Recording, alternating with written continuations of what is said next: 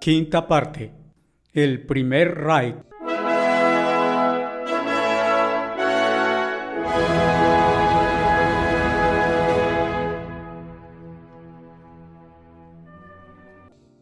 Durante 3 décadas el ilustre Carlomagno ha yacido en su tumba en Aquisgrán. El gran emperador había revivido la tradición de los césares romanos y había mostrado a los europeos el ideal de un imperio cristiano unificado en Occidente. Pero la nueva Europa de Carlomagno no está destinada a perdurar. Sus descendientes tienen poco de su genio. Los pendencieros nietos de Carlomagno finalmente resolvieron sus diferencias mediante el Tratado de Verdún en 843. El tratado divide el imperio de Carlomagno, presagiando la geografía moderna de Europa occidental. A su paso, poco a poco, empezarán a cristalizar un reino francés y un reino alemán. Pero por el momento los dominios del otrora gran imperio carolingio se desintegran aún más en principados y reinos en guerra. La unidad política forjada por Carlomagno se desmorona por completo. Europa es un desastre. La debilidad política de Europa tienta a potencias extranjeras, en particular a los nórdicos, los eslavos, los magiares y los sarracenos. Los ataques destructivos procedentes del norte, el este y el sur ponen al vulnerable continente en un peligro inminente. El papado también se ha hundido en una condición miserable. Varios papas llevan vidas abiertamente corruptas y son ampliamente despreciados tanto por católicos devotos como por no católicos. Golpeada y desgarrada por las invasiones y los conflictos civiles, la civilización occidental parece estar en rápido descenso. En toda Europa el ambiente general es de aprensión y presentimiento. Un bisnieto de Carlomagno es coronado emperador por el Papa en 915. Después de su muerte en 924, hay una vacante imperial durante casi 4 décadas. Hay que hacer algo y rápidamente, rescatar a Europa. ¿Quién resistirá a los invasores bárbaros y restablecerá el orden en el occidente fragmentado? La respuesta vendrá del noreste del Rin, del poder en evolución de Alemania. No hay ningún emperador, pero en Alemania los reyes todavía gobiernan. El territorio geográfico de Alemania se ha convertido en la región dominante de Europa.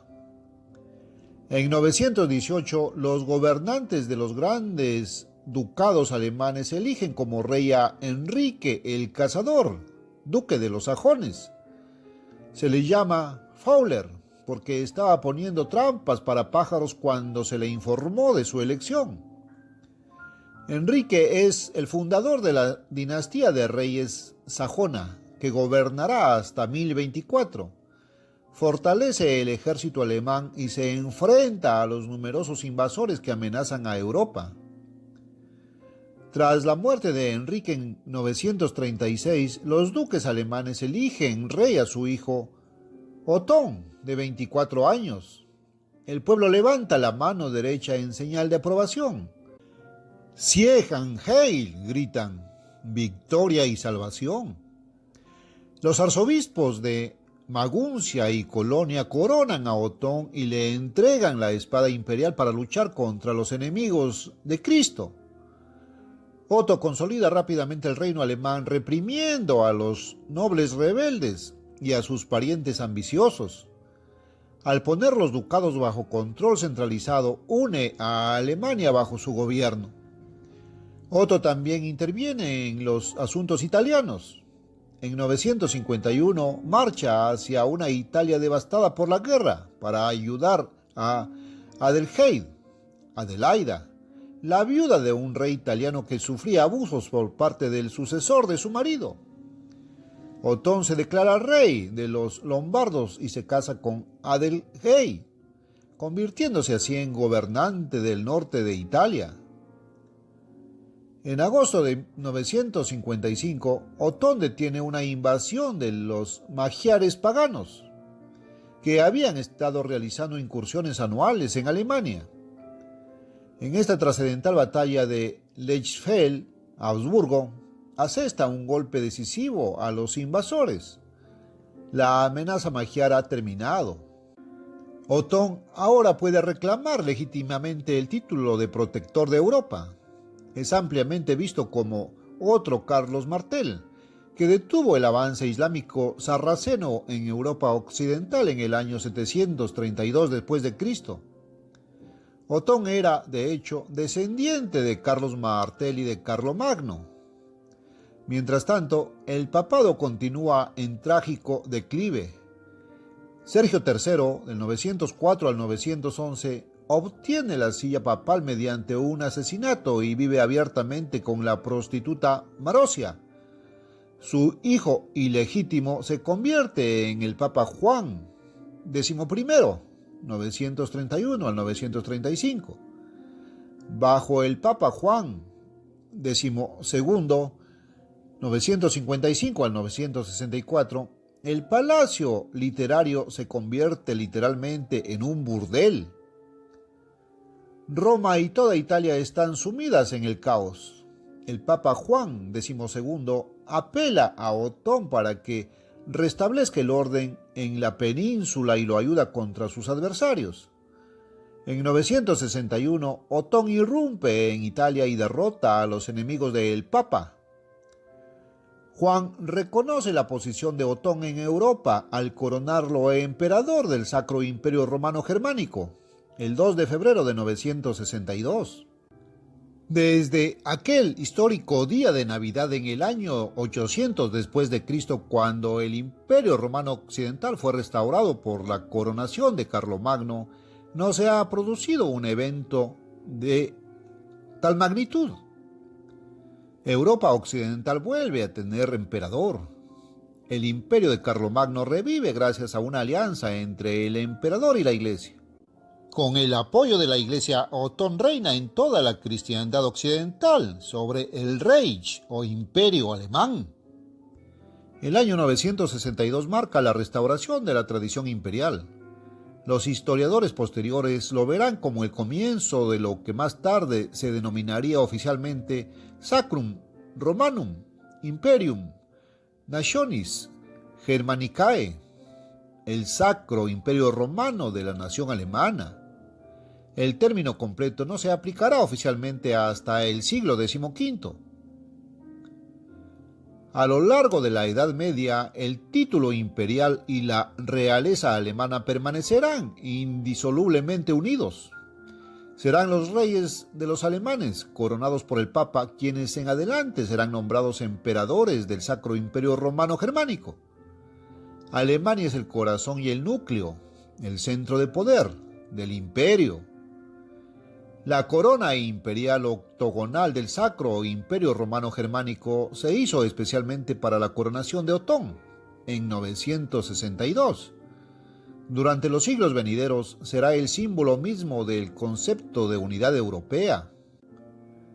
Poco después de su coronación, Otón emite su controvertido Privilegium Ottonianum, ordenando al Papa Juan que le preste juramento de obediencia.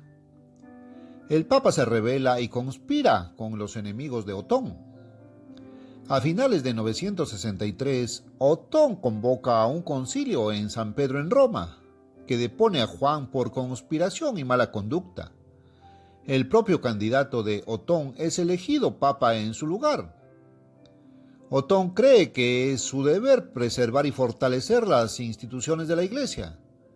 Busca utilizar a la Iglesia como influencia estabilizadora en Europa, pero también quiere que la Iglesia esté subordinada a la autoridad del imperio. El 7 de mayo de 973 muere Otón el Grande y es enterrado en Magdeburgo. Deja un imperio pacífico y seguro. Le sucede su hijo Otón II, 973 al 983. Otón III, hijo de Otón II, es coronado rey de Alemania en Aquisgrán a finales de 983. Solo tiene 3 años, por lo que su madre y su abuela actúan como regentes.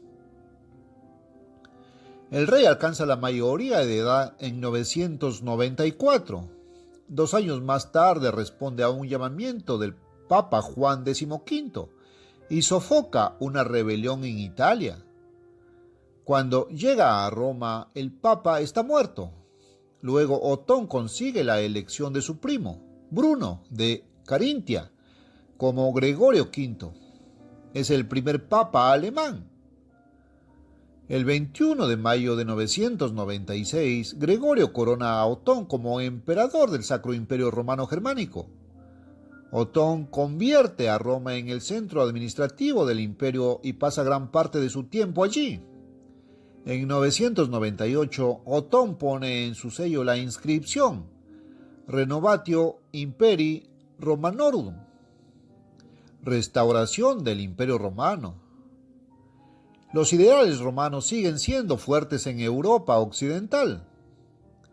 Otón se da cuenta de que la Europa unida que él y su dinastía han imaginado debe tener un líder religioso digno.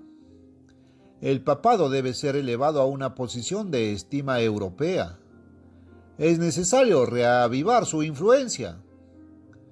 Cuando el Papa Gregorio V muere en 999, Otón nombra a su antiguo maestro, el erudito Gerberto de Aurillac. Gerberto se convierte en papa con el nombre de Silvestre II. Es el primer papa francés. Tanto Silvestre como Otón sueñan con un imperio en el que el emperador y el papa serían jefes conjuntos de una entidad unificada. Gerberto se esfuerza por elevar la reputación del papado en toda Europa. Denuncia a algunos de sus indignos predecesores como monstruos de iniquidad más que humana y como anticristo sentado en el templo de Dios y desempeñando el papel de Dios. Otón espera una alianza armoniosa entre futuros emperadores y papas, pero no será así. Enrique II, del 1002 al 1024, es el último de los gobernantes sajones de Alemania. A su muerte, Conrado II, duque de Franconia, recibe la corona imperial. Conrado II, del 1024 al 1039, es el primer emperador alemán en Franconia o Salia. Su reinado inicia lo que los historiadores posteriores llamarán el gran periodo del Sacro Imperio Romano. El reinado de Enrique III, del 1039 a 1056, hijo de Conrado, marca el cenit del poder imperial alemán. Es durante el reinado de Enrique III como emperador del Sacro Imperio Romano Germánico cuando tiene lugar el cisma final entre las iglesias occidental, romana y oriental, ortodoxa. La ruptura existía desde hacía siglos y se había ido ampliando progresivamente. En 1054 se vuelve formal y completo cuando el Papa en Roma y el Patriarca de Constantinopla se excomulgan mutuamente. Poco después llega otro acontecimiento importante en la esfera religiosa. En 1059, el Papa Nicolás II convoca a Letrán y decreta que los futuros papas serán elegidos por un colegio, grupo o cuerpo, de cardenales. Esta acción le quita la influencia al emperador en las elecciones papales. El decreto del Concilio de Letrán provoca una ruptura importante entre Alemania y Roma. Ahora comienza la gran lucha medieval entre el imperio y el papado. A Enrique III le sucede su joven hijo Enrique IV, de 1056 al 1106. Jugará un papel importante en uno de los episodios más famosos de la historia medieval, un enfrentamiento personal entre el Papa y el emperador. La coronación de Carlomagno en el año 800 después de Cristo por el Papa León III había iniciado una estrecha alianza entre el Papa y el Imperio.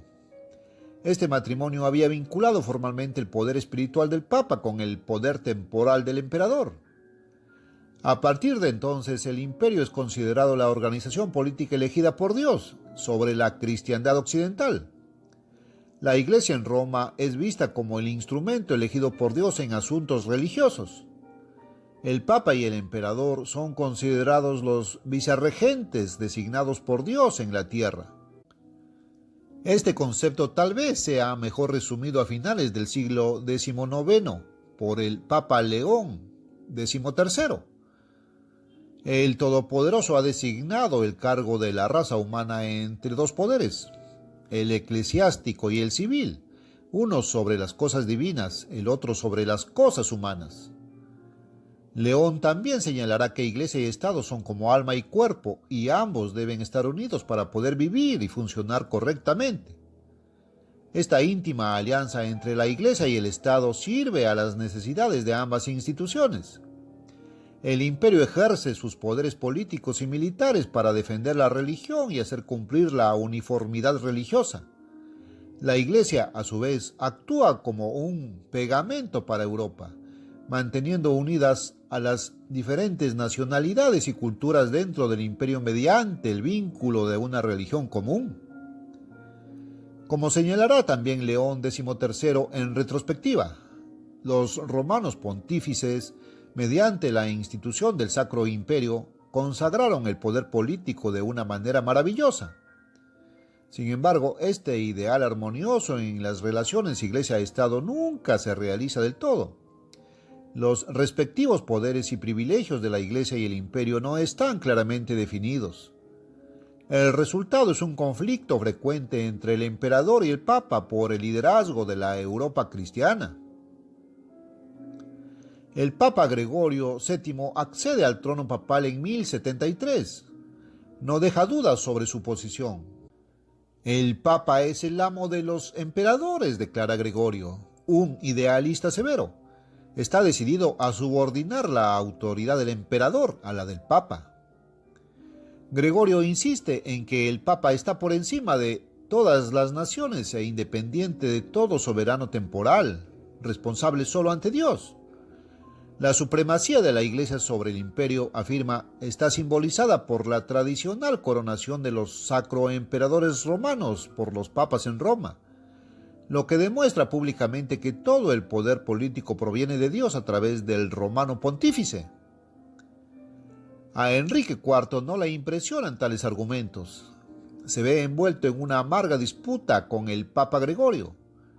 La controversia se centra en un tema que ha sido un irritante continuo en las relaciones Iglesia-Estado, la investidura laica. La pregunta es si los gobernantes seculares deberían poder nombrar obispos y abades e investirlos con símbolos de autoridad espiritual. Los emperadores han utilizado durante mucho tiempo y abusado de ese control sobre los cargos de la Iglesia para sus propios fines. Gregorio quiere que esto se detenga. Enrique desafía al Papa, lo denuncia e intenta deponerlo. El testarudo Enrique termina una carta al Papa Gregorio con la maldición: abajo, abajo, para ser condenado por todos los siglos. Gregorio no se deja intimidar. La controversia ahora se intensifica. Es una lucha a vida o muerte entre el papado y el poder imperial alemán. Gregorio está decidido a liberar a la Iglesia del control secular. Finalmente excomulga al inflexible Enrique. Esta acción absuelve a todos los súbditos de Europa de sus juramentos de lealtad al emperador y desencadena una revuelta de los varones en Alemania. La desaparición de Enrique parece inminente. Ahora ve claramente que el poder imperial depende del apoyo de la Iglesia. Para salvar su trono, Enrique debe hacer las paces con el Papa. En enero de 1077, Enrique viaja a un castillo en Canosa, en el norte de Italia, donde el Papa Gregorio se aloja temporalmente. Durante 3 días, el emperador se humilla permaneciendo descalzo y vestido de cilicio en la nieve frente a la ventana de Gregorio. Gregorio finalmente concede la absolución y Enrique se reconcilia con la Iglesia. La capitulación imperial de Canosa viene a simbolizar la sumisión del Estado a la Iglesia, pero es solo una victoria temporal para la Iglesia. Poco después de Canosa, la lucha estalla de nuevo. En 1122, el Concordato de Worms pone fin a una amarga contienda entre el emperador del Sacro Imperio Romano Germánico, Enrique V, del 1106 a 1125, hijo de Enrique IV, y el Papa Calixto II, de 1119 a 1124. Resuelve la controversia de la investidura al estipular que un emperador aún puede nominar obispos y abades, pero el clero hará la elección real y puede rechazar la aprobación de los candidatos de un emperador. A los emperadores se les permite conferir a los nuevos obispos solo las insignias temporales de sus cargos que les corresponden en su posición de vasallos de la corona. Los símbolos espirituales, el anillo y el bastón, solo pueden ser otorgados por la Iglesia. Incluso después de este compromiso, la lucha por la supremacía entre el imperio y el papado continuará durante siglos. Pero a pesar de su incesante rivalidad, el papado y el imperio seguirán estrechamente asociados durante toda la Edad Media. La necesidad mutua que tengan el uno del otro anulará los desacuerdos de menor importancia. El poder y la influencia del papado en esta época se evidencian en la reacción popular al llamamiento papal a finales de 1095 para la Primera Cruzada. El Papa Urbano II exhorta a los cristianos de toda Europa a ayudar al emperador bizantino, amenazado por el avance turco, y a liberar a la Santa Jerusalén de las legiones del Anticristo, los musulmanes. La reacción a la súplica de Urbano es extraordinaria. El gran entusiasmo popular por la causa pone en marcha una sucesión de expediciones militares a Tierra Santa que continuarán durante 2 siglos antes de terminar en un estrepitoso fracaso. Y durante un tiempo, el prestigio del papado se ve enormemente realzado por esta ola de fervor religioso. Pero el prestigio y el poder del Sacro Emperador Romano han empeorado. El poder del emperador se ha visto seriamente debilitado por la lucha laica por la investidura. Con la muerte de Enrique V en 1125, Alemania y el imperio se ven acosados por conflictos civiles y caos. Muchos temen que el imperio se desmorone por completo.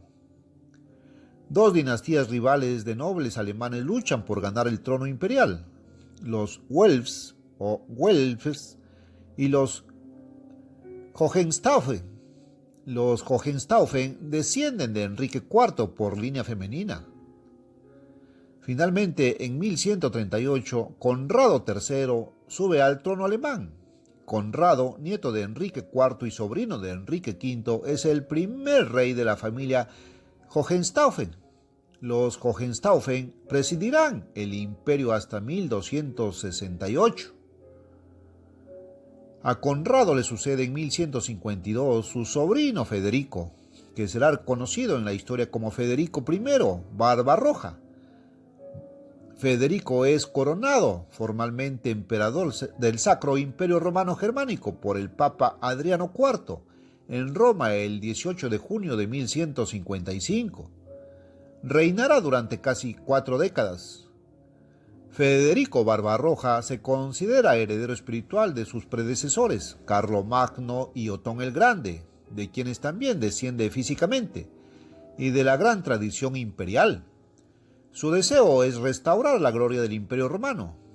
Como observará un cronista posterior, durante todo su reinado, nada le era más querido que el restablecimiento del Imperio de Roma sobre sus antiguas bases. Federico impone el orden en Alemania e interviene en la política italiana y papal.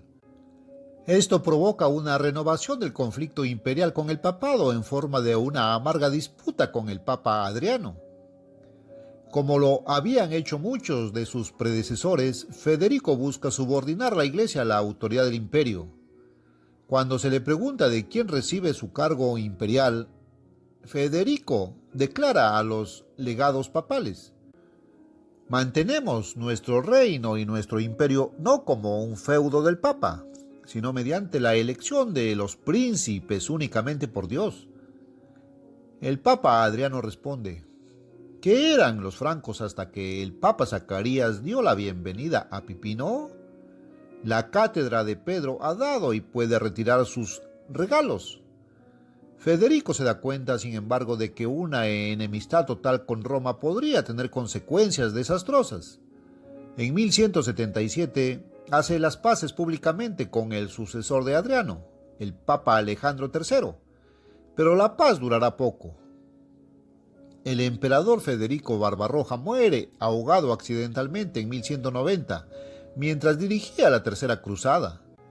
Su hijo, el emperador Enrique VI, de 1190 a 1197, fortalece aún más el imperio Hohenstaufen, pero tras su muerte estalla la guerra civil en Alemania.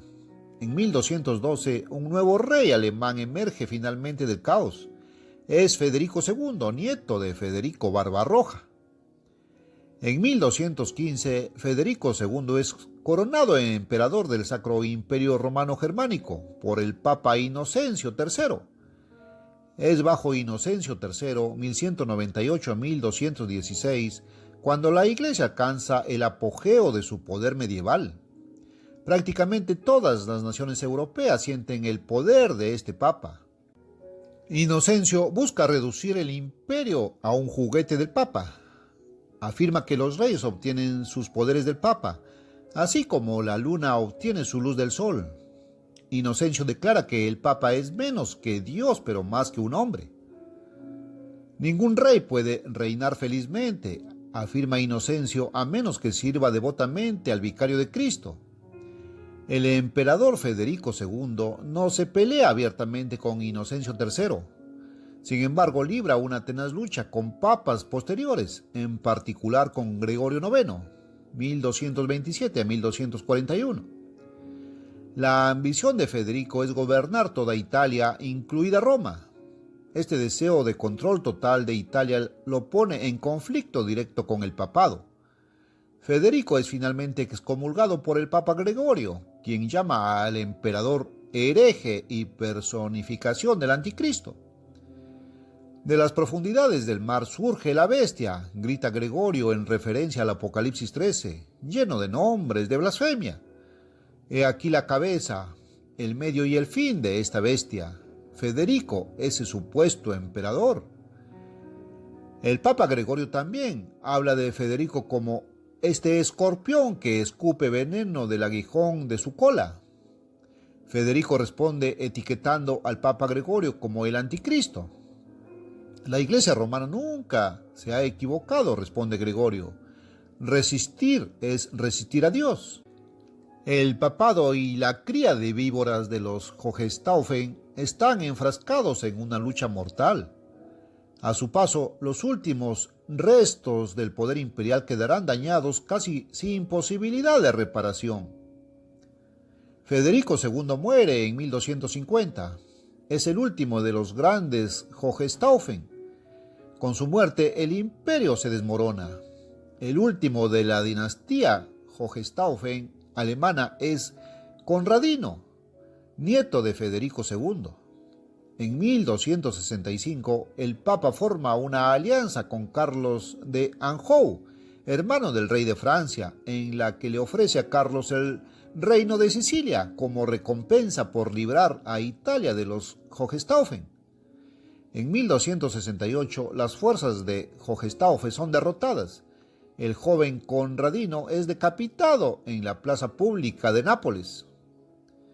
El papado ha obtenido su victoria sobre los Hohenstaufen. La dinastía está extinta, pero la victoria papal ha traído inestabilidad política a Alemania. Alemania se convierte más en un término geográfico que en una nación. Es una confederación flexible de príncipes separados. El rey alemán se ha convertido en uno de los gobernantes más débiles del continente. El Gran Interregno 1254-1273, como se conocerá este periodo en la historia, es un periodo tormentoso y confuso. Es el Kaiserlose Skretliche Zeit, la época terrible sin emperador. Europa Occidental está a punto de entrar en una nueva fase. El Gran Interregno llega a su fin en 1273.